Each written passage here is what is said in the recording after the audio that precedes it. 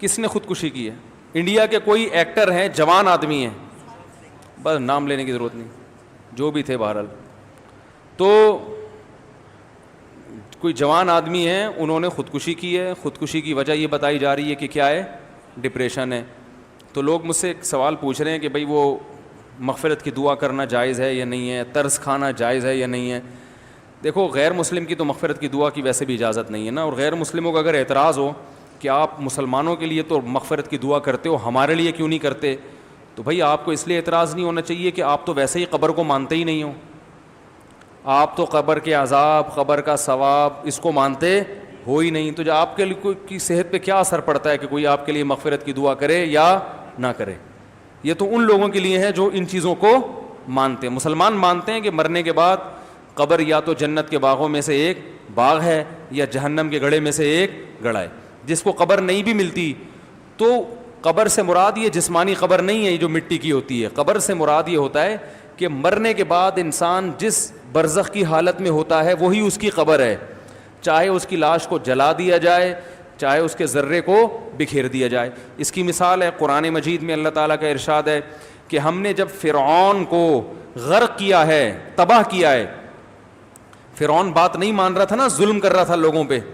جب فرعون کو اللہ نے تباہ کیا تو اللہ فرماتے ہیں کہ النار یعرضون علیہا غدوا وعشیا، فرعون کو روزانہ صبح اور شام آگ میں جلایا جاتا ہے، روزانہ. وَيَوْمَ تَقُومُ السَّاعَةُ، اور جب قیامت قائم ہوگی تو اس کو دوبارہ زندہ کیا جائے گا، یعنی اسی باڈی کے ساتھ، اور کہا جائے گا ادخلوا آل فرعون اشد العذاب، اس سے بھی زیادہ سخت عذاب میں اس فرعون کو اور اس کے عیال کو داخل کر دو، اس کے جو فالوورز ہیں.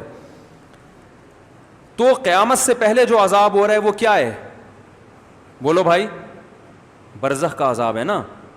حالانکہ فرعون کو تو قبر نہیں ملی، فرعون تو مصر کی ایک عجائب گھر میں رکھا ہوا ہے، دیکھنے والوں کو کچھ بھی نظر نہیں آتا. وہ وہاں کھڑے ہوتے ہیں، نظر آئے گا فرعون ایک اس کی جو ہے نا وہ لاش کو حنوط کیا ہوا ہے کیمیکل لگا کے. لیکن قرآن کیا کہہ رہا ہے؟ یہ جب پانی میں غرق ہوا ہے تو قرآن دو باتیں کر رہا ہے کہ الیوم ننجیک ببدنک لتکون لمن خلفک آیا، ہم تیری باڈی کو محفوظ کر لیں گے تاکہ بعد والے لوگوں کے لیے تو عبرت کا نشان بن جائے. یہ پیش گوئی بھی قرآن کی پوری ہوئی. ہزاروں سال گزر گئے، فرعون کی باڈی بولو بھائی محفوظ، تاکہ بعد والے لوگوں کے لیے کیا رہی ہے؟ نشانی. دوسری بات قرآن نے بتائی وہ ہمیں نظر نہیں آتی. ہم قرآن پر ایمان رکھتے ہیں لہذا ہم اس پر بھی ایمان رکھتے ہیں. وہ بات یہ بتائی کہ فرعون کو عذاب دیا جا رہا ہے، صبح بھی آگ میں جلایا جاتا ہے اور شام کو بھی آگ میں بولو بھائی جلایا جاتا ہے. یہ فرعون جانتا ہے یا اللہ جانتا ہے؟ غیر مسلم اس چیز کو بولو بھائی نہ ہندو مانتے ہیں، عیسائی اور یہودی تو مانتے ہیں لیکن وہ پھر آگے کچھ چیزیں نہیں مانتے.